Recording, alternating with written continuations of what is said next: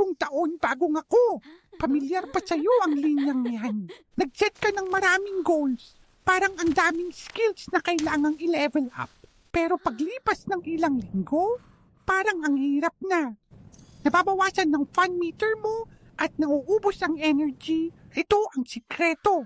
Huwag mong subuking i-max out ang isang skill sa isang araw lang. Instead, gawin mo itong maliliit at simple steps.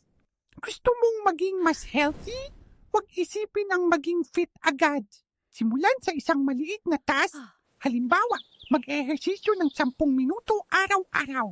O kaya, kakain ako ng isang prutas sa isang araw. Ang bawat maliit na task na matapos mo ay nagpapataas ng skill level mo. Unti-unti, nagbibigay ito ng confident moodlet at mas ginaganahan kang ituloy ang ginagawa mo. Gawin mong specific, measurable at maliit ang bawat hakbang. Kaysa magbabasa ako ng maraming libro, sabihin mong magbabasa ako ng isang chapter bago matulog. Kaya sa bagong taon na ito, huwag magmadali. Bawat maliit na hakbang ay isang achievement. Kaya mo yan.